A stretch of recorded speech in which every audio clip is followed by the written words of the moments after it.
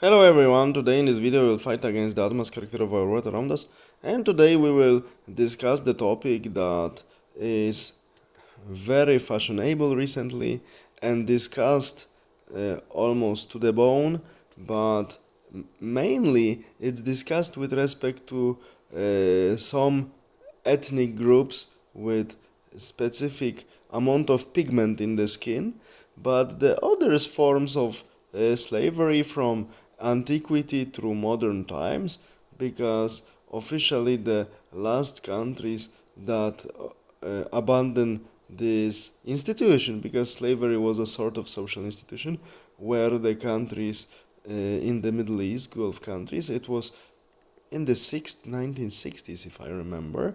So we see that this institution had, in my opinion, still has very, very long longevity. Actually, this, in my opinion, as an amateur historian, I can say on the basis of my knowledge that slavery as an institution accompanies humanity from the very beginning, and seemingly in different form it will accompany the humanity till the very end of its existence. Why it happens? Because in every system, capitalism, socialism, third way, whatever, there is always, when we establish a social system, there is always a question, who will work for whom? Yes. And always one needs to answer it. That is why slavery itself was developed. And the thing is that this video will be completely out of any morality scope. We simply analyze slavery as a phenomenon, a social part of the social structure, social institution. And we currently say that slavery was abandoned and some people are happy because of this. Maybe it's a good reason, maybe not. But is it really abandoned? I don't think so. Because even in so-called Western world or Far East Asia, we should look how many people are used and abused in their working place, especially big corporations.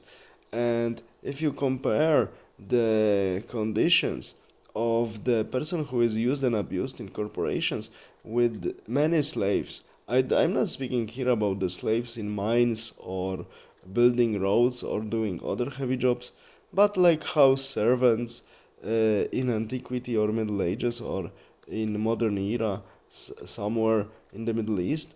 If they were house servants and living well in with their owners, and in most cases it was the case, their life was peaceful and quite well arranged, organized. They had, we would say today, permanent position, and they didn't have to worry for their future. But let's look now. You work for the corporation, you are used and abused. Later, when they fire you, no one cares what will happen with you. You have to find another occupation, another source of income. And no one cares if this what they pay you in corporation, it's enough to sustain your living, and it's enough to satisfy your needs and so on. No one cares about it.